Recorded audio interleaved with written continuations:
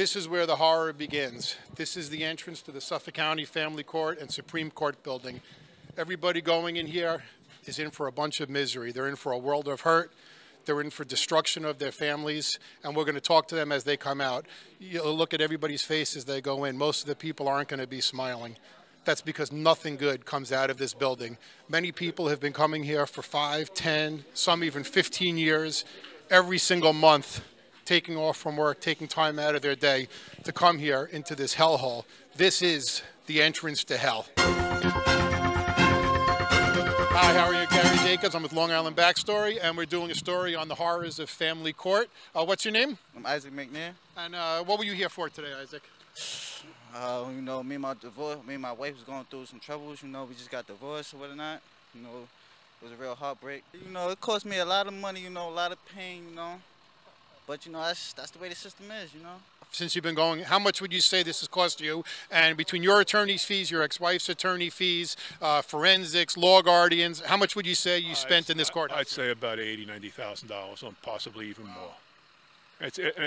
I'm 68 years old. I'll be 69 years old, and I do not feel that they're treating me in any way, shape, or form as a parent or as a human being. What's your name? Chris. Chris, and what were you here for today in family court? Modification of child support. I'm assuming that you're not here to modify it in an upward manner. Yeah, no. And why do you need to modify it? Is this something that you agreed to originally, or was this something that was ordered by the court? Something that was ordered by the court on their behalf. Okay, on their behalf? Yeah. And how long have you been paying? Over a year. Okay. And now I'm trying to modify it, you know, disabled, collecting disability, they're taking 75% of it. Wow, so you're left with 25% of your disability to live on. Yeah.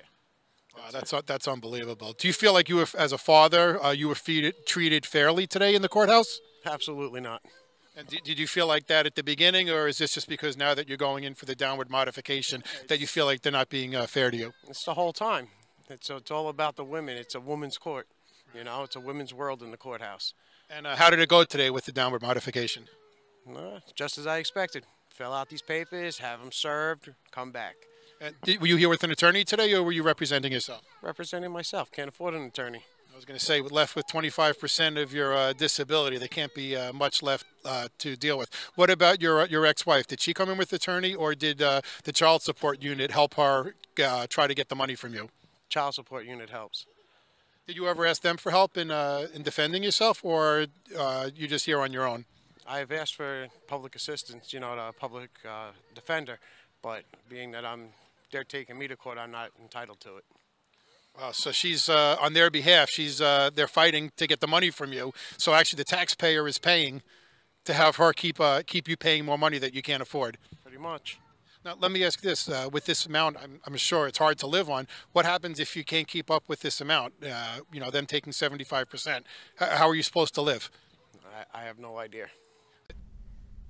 A class of people can, in fact, be systematically oppressed or victimized, and I don't care what Marx wrote about it or whether or not the feminists are using the same language for their own political agenda. The fact, for example, that blacks at one point in history were targeted for slavery means that at this point in history, they were a group of people identified, in this case by their race, that were selectively targeted for enslavement, meaning they were, in fact, oppressed. So, yes, men can be oppressed as a class.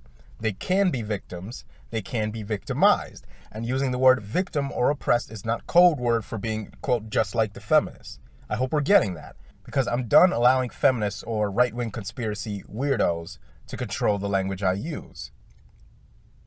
So again, the burden of proof for those that claim oppression is on them, and I'll gladly give you an example of just how men are actually victimized and oppressed. The following link in the description box talks about a man being jailed numerous times for failing to pay his wife's $78,000 a year alimony payment.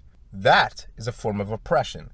The man did not commit any crime. His only offense was the admittedly stupid act of getting married. And this is an example of a man being oppressed by the current supposedly just legal system in place merely for being a man who was married at one point in time. He is forced to pay money he earns to a woman he no longer has anything to do with, and that is a form of slavery. A form of slavery that is rewarded with another form of slavery, a trip to jail if he fails to be a productive slave to his ex-wife slave master. That, my friends, is why men can say they are victimized. That is why men can say they are oppressed.